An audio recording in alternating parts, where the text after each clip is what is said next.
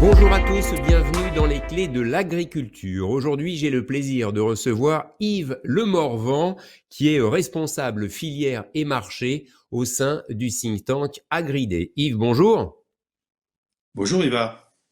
Alors, aujourd'hui, si vous êtes invité, c'est bien sûr parce que vous avez beaucoup de choses à dire sur beaucoup de sujets, comme toujours pour les spécialistes du think tank Agridé, mais c'est surtout parce que vous avez sorti une plaquette, une étude, hein, j'ai envie de dire, qui s'intitule Flexitarisme, une opportunité pour la chaîne alimentaire avec un point d'interrogation au bout. C'est important, ce point d'interrogation, bien sûr. L'idée de cette étude autour du flexitarisme, c'est quoi? C'est de faire un petit peu l'état des lieux et de concerner le monde agricole, le monde agroalimentaire sur cette thématique. Oui, l'intérêt du concept de flexitarisme alimentaire, c'est que c'est un concept qui est agglutinant. C'est-à-dire que quand on travaille sur le flexitarisme, on travaille sur tous les éléments et les interactions au sein de la chaîne alimentaire, de l'entreprise agricole jusqu'au consommateur. Et c'est notamment ça chez Agridé et tous les experts qui sont venus travailler dans un groupe de travail qui a duré pendant 9 mois, hein, je le rappelle, de l'automne dernier au mois de juin avant de rédiger cette note de think tank. Une des idées très intéressantes du flexitarisme, c'est ça.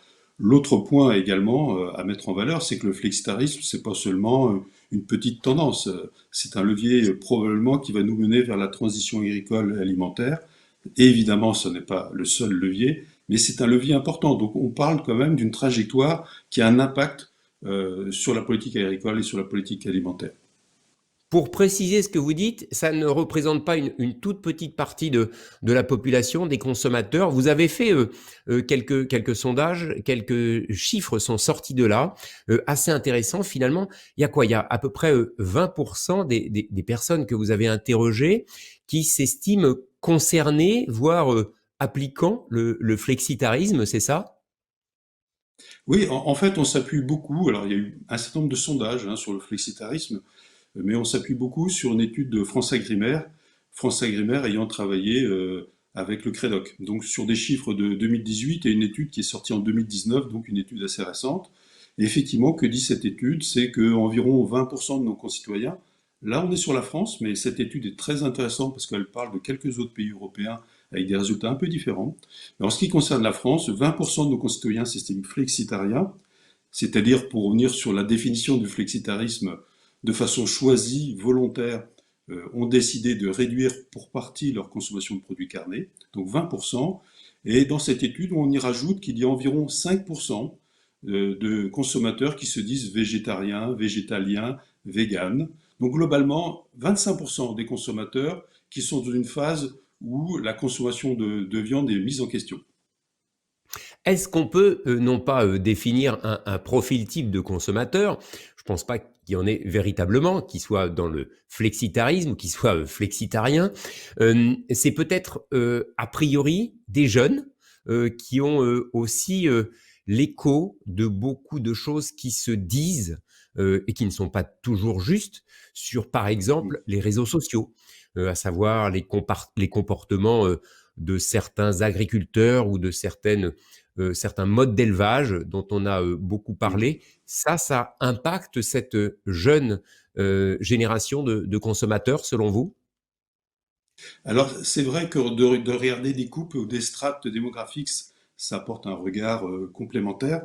Ce n'est pas le seul, il y a aussi les critères, vous venez d'y faire référence. Alors, sur les aspects démographiques, euh, il semble que c'est plus sur comment dire, les végétariens hein, que les flexitariens, que l'âge pèse dans les choix. C'est vrai que les jeunes, et c'est assez naturel, veulent probablement beaucoup plus que nous, que moi en tout cas, changer le monde, hein. Et donc les aspects liés à l'évolution du climat, les problématiques environnementales, le bien-être animal, ont un impact plus élevé et donc guident dans un pourcentage un peu supérieur les tranches d'âge, les millénials et les tranches d'âge les plus jeunes, vers le végétarisme. Sur le flexitarisme, par contre, c'est beaucoup plus stable, parce qu'un des moteurs du flexitarisme, c'est un sujet qu'on connaît bien, par exemple, qu'on a déjà travaillé sur la bio ou sur d'autres sujets alimentaires, c'est-à-dire que c'est l'aspect nutrition et santé qui vient souvent en premier chef, et donc on y trouve toutes les catégories d'âge, notamment les seniors.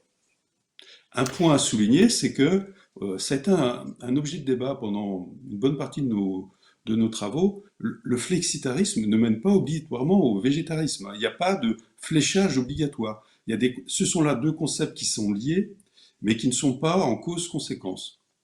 On essaye justement, Yves, de non pas redéfinir avec précision, parce que les contours, je crois, sont pas si nets hein, que ça sur le flexitarisme.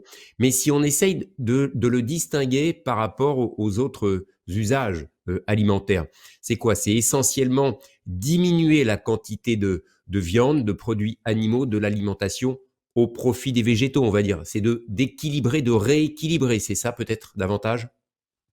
Oui, le mot de recherche d'équilibre, c'est une bonne définition. Alors, c'est une définition un peu flottante par définition, mais le flexitarisme est une trajectoire alimentaire qui se caractérise par son absence de chiffrage. Donc, il est évident qu'on travaille sur le flexitarisme.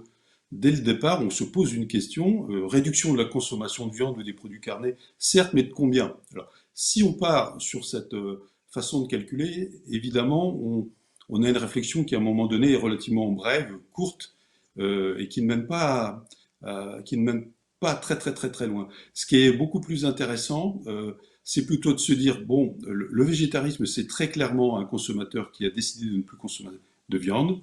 Les végétaliens sont ceux qui, en outre, ne consomment plus de produits laitiers, d'œufs, etc. Puis vous savez, les véganes sont ceux qui, par ailleurs, outre l'alimentation, ne veulent plus du tout utiliser, à différents titres, vêtements, cosmétiques ou autres, des produits d'origine animale. Donc voilà, là, des catégories qui sont bien définies.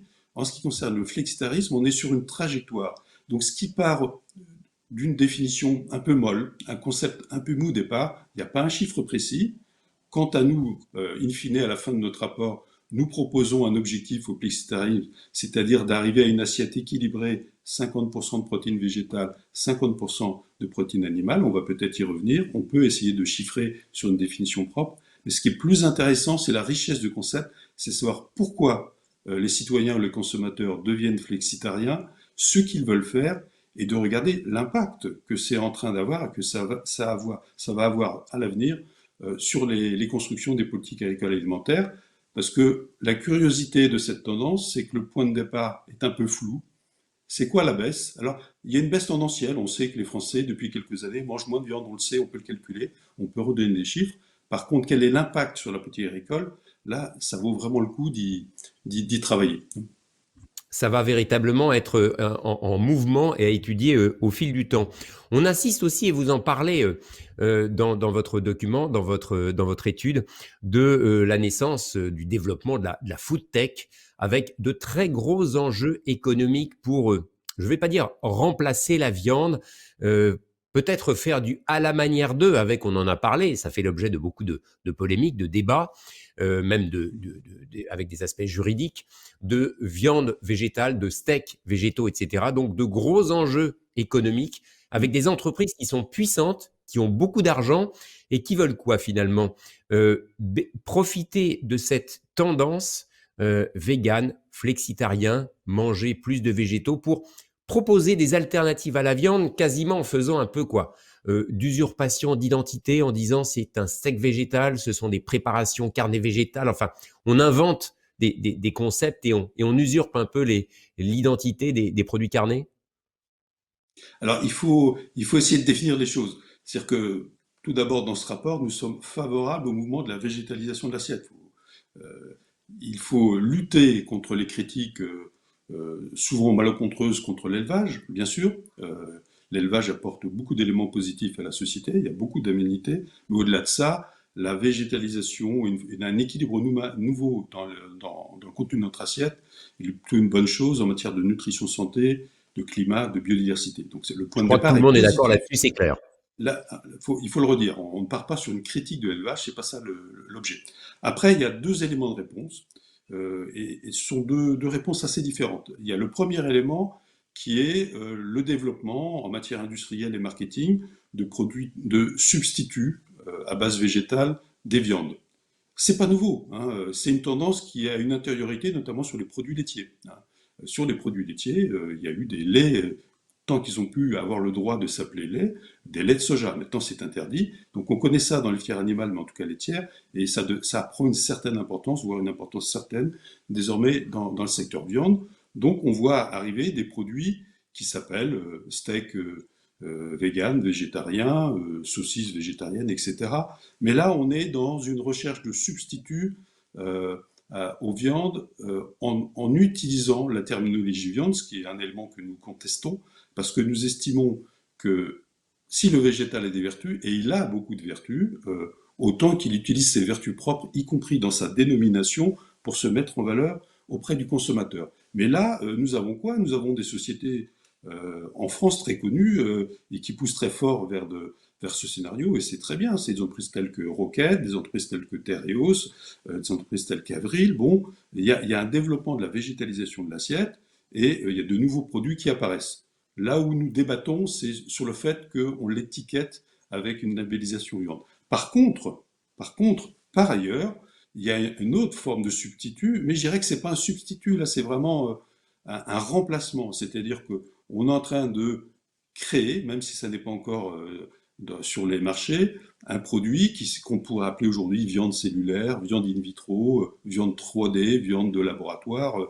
La terminologie n'est pas encore fixée, et nous souhaitons qu'elle ne soit pas fixée parce que nous estimons que ce produit qui arrivera un jour sur les marchés, mais ceux qui veulent le consommer, qu'ils y prennent leur propre plaisir. Cela dit, ça ne devrait pas s'appeler viande. Mais là, effectivement, nous sommes sur un système qui est une addition de la tech et de la finance et qui est complètement séparé de l'agriculture. Donc nous sommes sur un produit qui nous sera proposé dans lequel l'alimentation sera séparée de l'agriculture, et il est clair que ça ne fait pas partie de notre modèle. Mais donc il y a bien deux mouvements différents, un qui est déjà dans une assiette, dans nos assiettes potentiellement, qui existe, hein, et puis l'autre qui est à venir, qu'on peut probablement contester. Yves Lenormand, merci beaucoup pour ces éléments de réponse. Pour en savoir plus, bien sûr, on peut consulter votre publication Flexitarisme de points, une opportunité pour la chaîne alimentaire, point d'interrogation. Je pense, Yves, qu'on reparlera de ce sujet au fil des mois et des années à venir parce que ça va beaucoup se développer. Sur le site Agridé à partir de demain, et je vous souhaite à tous une bonne lecture. Merci beaucoup, Yves. Merci. À très bientôt. Au revoir.